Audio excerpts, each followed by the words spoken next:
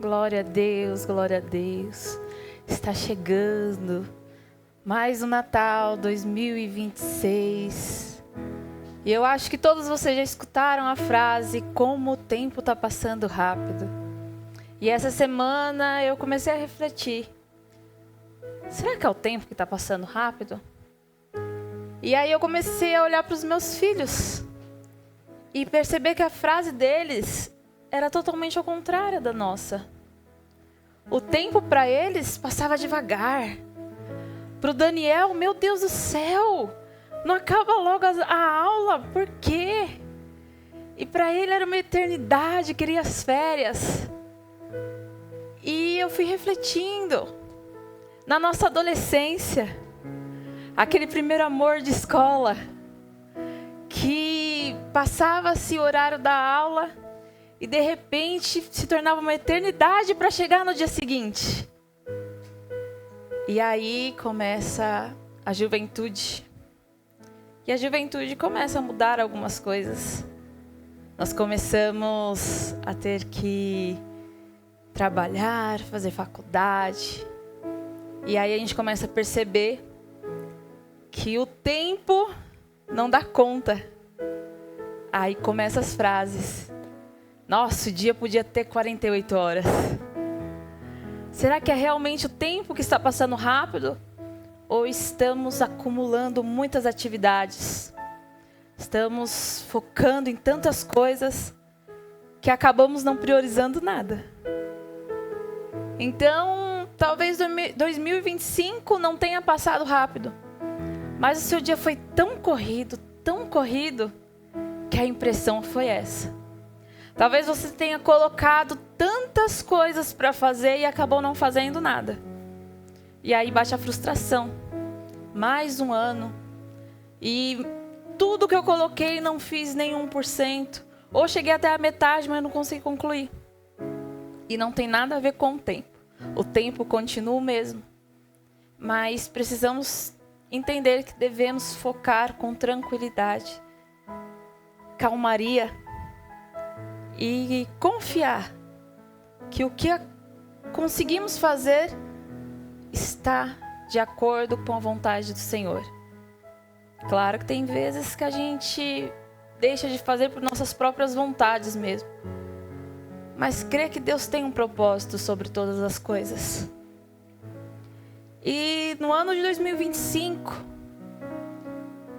veio uma reflexão que veio martelando mês após mês. E eu queria refletir isso com você. Queria refletir hoje aqui sobre Pedro. Todos nós conhecemos a história de Pedro. Pedro, para mim, hoje, analisando, estudando a história dele, tem me impactado a cada instante. Pedro, ele inicia sua história frustrado, porque ele era um excelente pescador, ele já sabia o que estava fazendo. E ele vai fazer aquilo que ele já sabia fazer.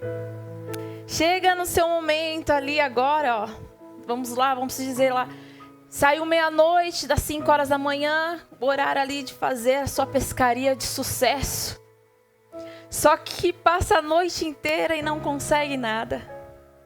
E quando ele volta à margem ali do rio, ele encontra Jesus.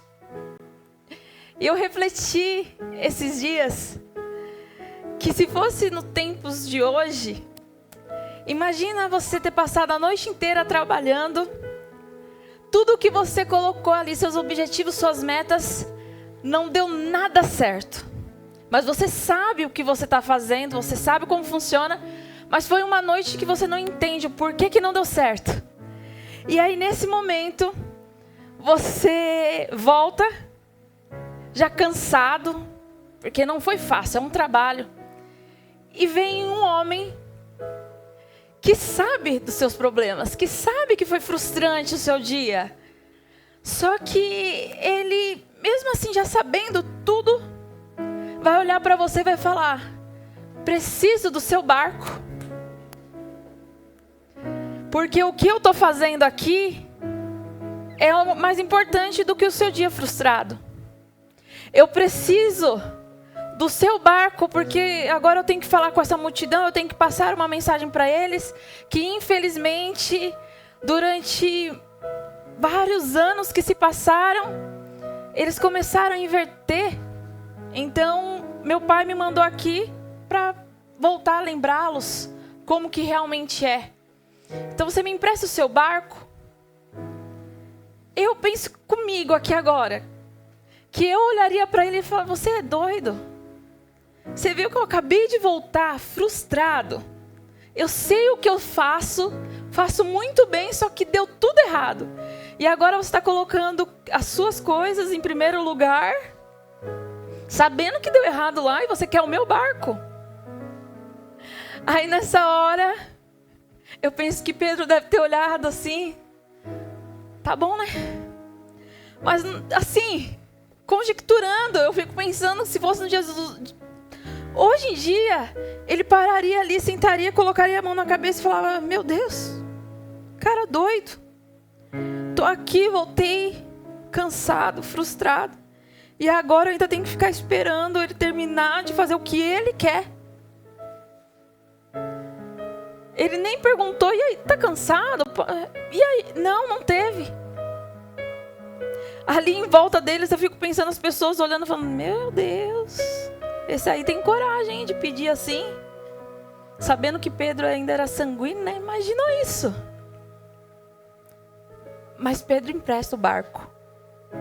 E no final da mensagem, ali pregada por Jesus, quando ele finaliza o que ele veio fazer, Jesus veio pregar para o povo que estava ali.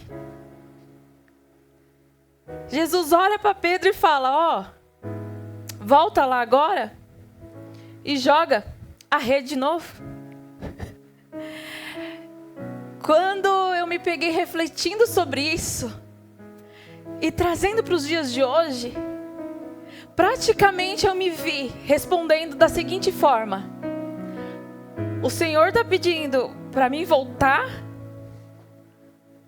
onde eu passei a madrugada toda, onde eu já sei o horário exato que tem que ser feita a pescaria, mas o Senhor está falando agora que é para mim voltar lá e jogar a rede?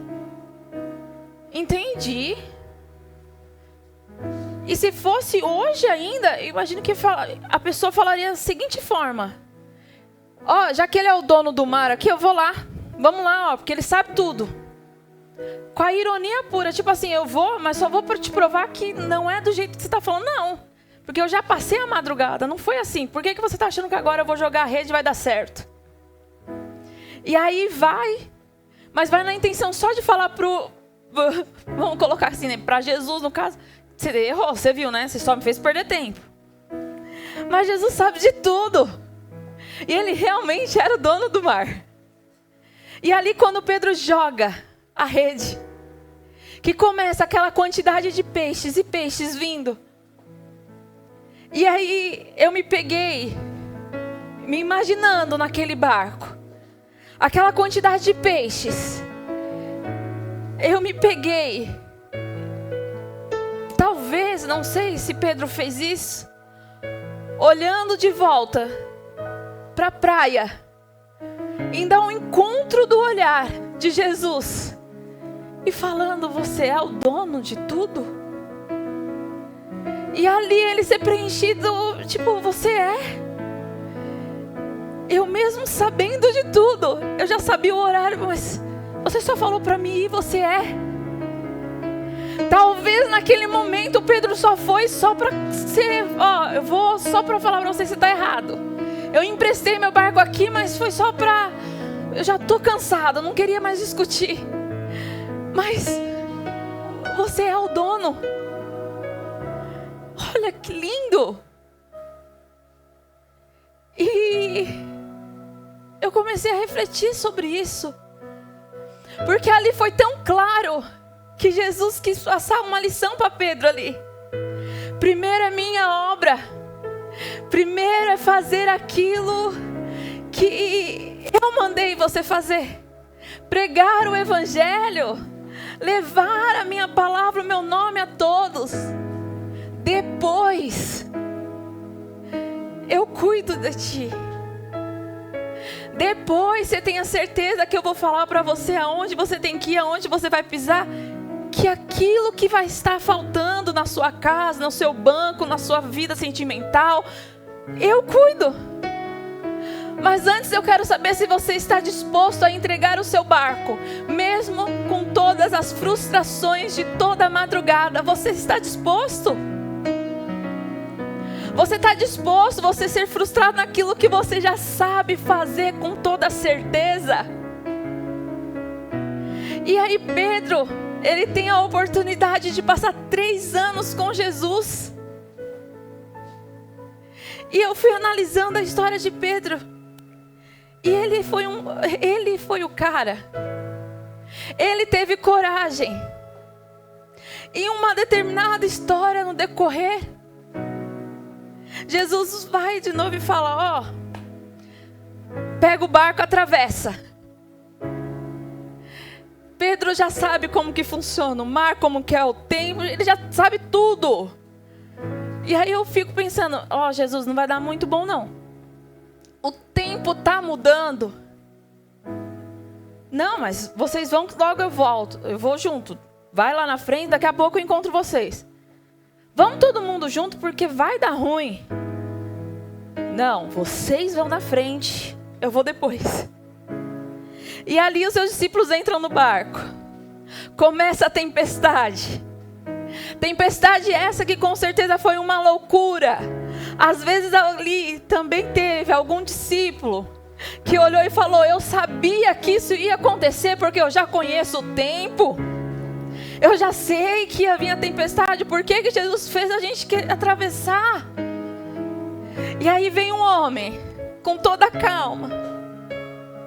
Quem é esse homem? Jesus, andando. E ali Pedro vai com toda a coragem, porque para mim tem que ter muita coragem, para chegar e falar, é o Senhor? É você mesmo? Você é Jesus? Então vou andar na água igual o Senhor agora. Me faz andar igualzinho. Aí Jesus fala, vem Pedro.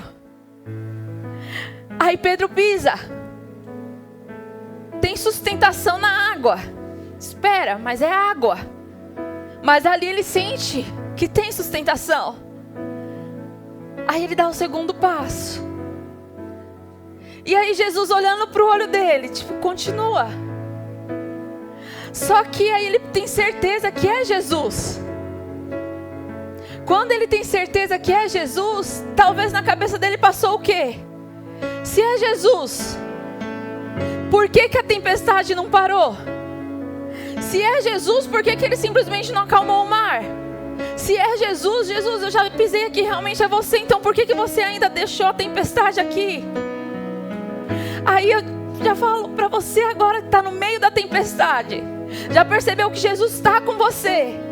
Jesus manda te dizer, 1000 cairão ao teu lado, 10.000 à tua direita, mas você não vai ser atingido. Ali Jesus deixou bem claro para Pedro, pode estar a tempestade que for em tua volta, mas se você focar o teu olho em mim, você vai andar pelas águas. Pode estar a tempestade que for, se eu estou com você, eu não preciso acalmar a tempestade, eu te faço andar pela tempestade. A minha paz que tem sobre a sua vida não reflete na mudança que está em sua volta, mas a sua confiança em mim. Mas Pedro mesmo assim olha para um lado, olha para o outro, afunda. E aí Jesus com a sua forte mão pega ele e fala, vem. Eu sei que vai ser difícil não olhar para o que acontece. Afinal de contas, já é mais um ano. Já é mais um tempo que talvez você já tenha projetado, programado, que era para ser e não foi. Aí você chega e fala, tá, mais um ano para ser frustrado, mais um ano para dar errado. Aí Jesus vem e te diz, não meu filho, é mais um ano que eu te falo, pode estar a tempestade que for, pode estar acontecendo o que for, olha para mim, Olha para mim, pisa na água, eu já te mostrei, eu vou te sustentar. Mas entenda, olha, Joyce, mas eu já estou afundando, e agora? Agora Ele vai com a sua forte mão e te resgata. Porque você pode até estar caindo, mas Ele já veio até você, Ele já andou entre a tempestade, Ele não precisou estar no seu barco.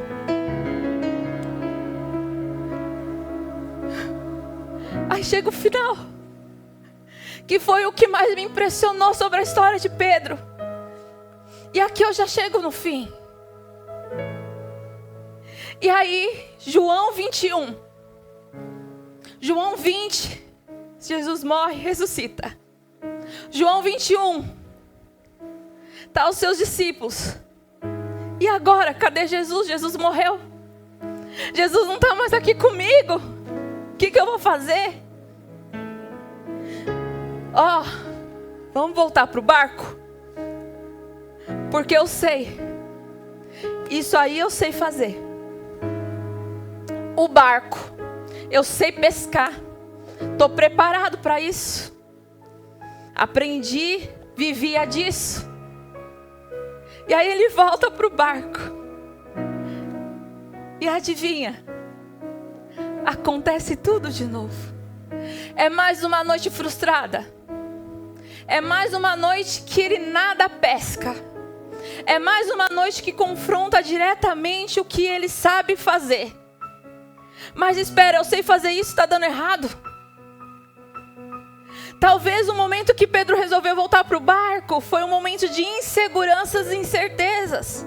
Porque quando nós decidimos fazer aquilo que Deus nos ordena, a primeira coisa que bate é a incerteza.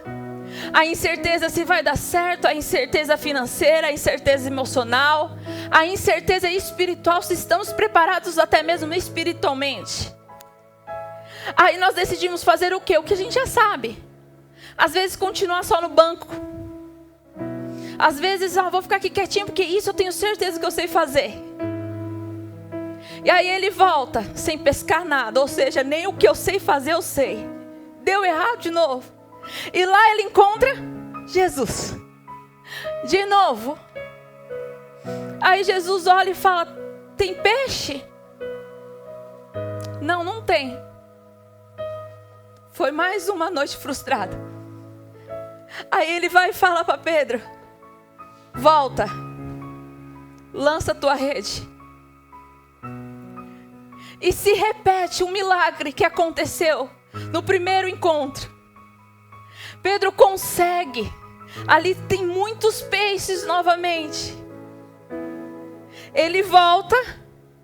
Ali já se encontra uma fogueira. E Jesus se senta ao lado de Pedro. E nessa hora, pensa Jesus, sentando do seu lado. E falando: Pedro, tu me amas? E ali Pedro responde: sim, mestre. Então apacenta as minhas ovelhas. Afinal de contas, o que será que ele está querendo falar?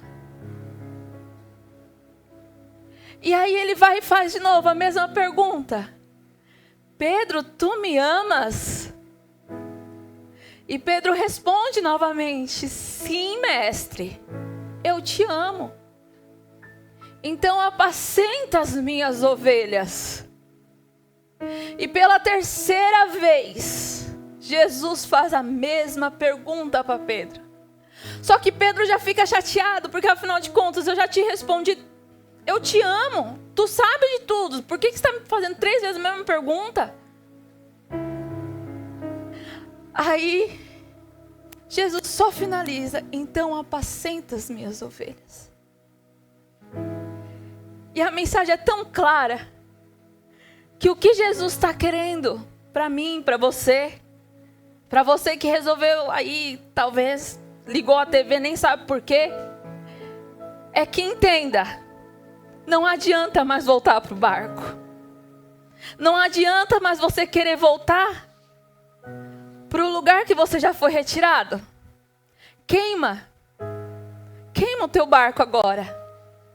Faça a vontade do Pai. Nesse momento que Jesus fala para Pedro, apacenta as minhas ovelhas, é deixando bem claro uma coisa. Faça primeiro a minha obra. Faça primeiro aquilo que eu te entreguei. Canta primeiro. Vai atrás das minhas ovelhas.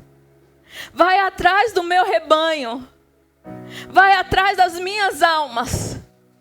Depois que você for atrás daquilo que eu tenho para você, que eu já determinei para você, eu vou lá e vou falar, pode ir, joga a rede. Porque o seu financeiro, o seu emocional, o seu espiritual, eu que vou cuidar. Mas eu preciso saber se você está disposto a me adorar antes de qualquer coisa. A fazer a minha vontade antes de qualquer coisa. 2026 é o momento que você tem que entregar a sua vida a Deus e fazer a vontade do Pai. Antes da sua própria vontade. Antes do seu próprio querer. Não é mesmo, Fonzarelli? É o ano que você tem que cantar. Tem que pregar. É o ano que você não vai ter que se preocupar com as suas contas. Com a sua casa. É o ano que você tem que fazer o que Deus determinou. Amém.